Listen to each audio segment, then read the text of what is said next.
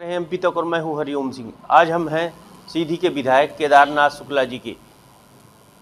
केदारनाथ शुक्ला जी से बातचीत करेंगे। उन्होंने हालांकि पर्चा भर दिया है और चुनाव मैदान में आ गए हैं। जानते हैं किस तरह का जन समर्थन मिलता है। सबसे पहले शुक्ला जी, आपको बहुत बहुत स्वागत है आपका एमपी तक में। और बहुत धन्यवाद। किस तरह का जन समर्थन मिल रहा है लोगों से? अपने आप तो पर्चा भी भर दिया। आपने पर्चा भरने के दिन भीड़ देखी होगी। अब आप अंदाज़ा लगाइए, वो पूरे विधानसभा क्षेत्र के एक एक पोलिंग से आए हुए लोग थे। उस दिन नवमी थी, जवारे उछले हुए थे, झांकियाँ उछल रही थीं, झांक और तमाम निमंत्रण थे, तमाम भंडारे हो रहे थे। इसके बावजूद इतने लोगों का आना ये साधारण बात नहीं है। अपार जन समर्थन है। और यहाँ भाजपा उम्मीदवार 10 से 15 हज़ार के बीच में, कांग्रेस उम्मीदवार 30 हज़ार के बीच में अंदर ये सब सिमट रहे हैं और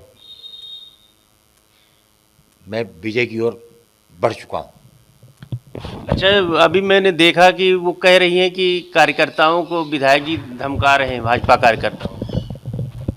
बताएं ना किस कार्यकर्ता को धमकाया। सारे कार्यकर्ता हमारे साथ काम कर रहे हैं।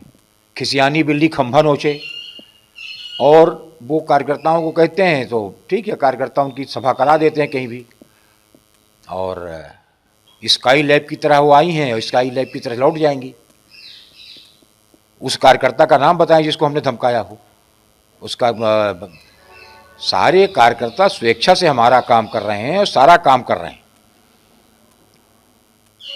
मुझे कार्यकर्ताओं पर विश्वास है और कार्यकर्ताओं का मुझ पर विश्वास है।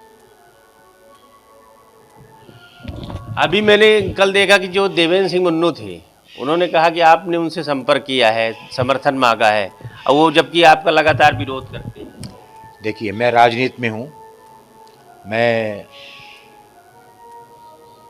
वोट मांगने निकलता हूँ तो वोट सबसे मांगना चाहिए।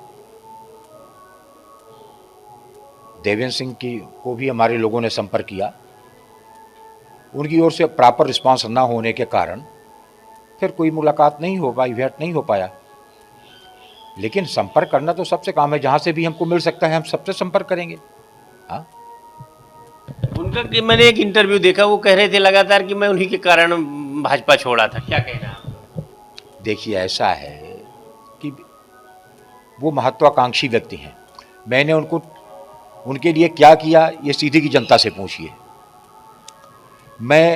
जो लोग मुझको छोड़ के जाते हैं वो कभी ये कारण नहीं बताते कि क्यों। अभी एक महत्वाकांक्षा थी, मैं जब तक मरूं नहीं, अगर कोई मेरी मृत्यु मनाता है तो मैं उसके लिए क्या कर सकता हूं। और जब तक हूं तब तक चुनाव लड़ रहा हूं। लोग सोचते हैं कि विधानसभा का टिकट छोड़ के, विधानसभा की सीट छोड़ के मुझको दे दें। तो भाई, मैं राजनीतिक आदमी, कोई साधु सन्यासी तो नहीं हूं, तो मैं कैसे उनको अपनी सीट दे सकता हूं। एक आरोप लगा कि कांग्रेस के जो प्रत्याशी हैं उनकी केदार जी से काफ़ी वो है, मिली भगत है। वो सिर्फ रीति पाठक चुनाव इसलिए लड़ रहे हैं कि क्योंकि रीति पाठक को नुकसान हो। कांग्रेस उम्मीदवार ही नहीं, भाईचारे का संबंध मेरा सभी लोगों से है। भाईचारे का संबंध होना बुरा नहीं है। मेरी उम्मीदवारी की घोषणा जब ज्ञान सिंह का टिकट नहीं डिक्लेयर हो तब से है। और मैं 26 तारीख से लगातार जनता के बीच में हूँ। 2 अक्टूबर को मैंने अपनी यात्रा निकालने की घोषणा की, या न्याय यात्रा निकालने की घोषणा की। मेरी उम्मीदवारी घोषित हुई तब उनका टिकट घोषित हुआ।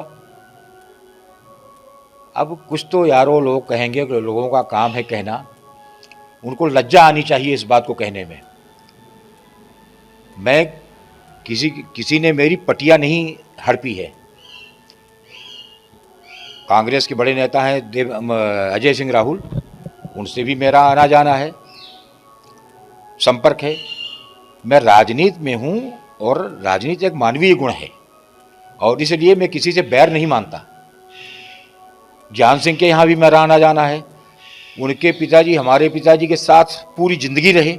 उनके बाबा हमारे पिताजी के साथ जिंदगी भर रहे। उनके घर हमारा न्योता है, पहान है, सब कुछ है।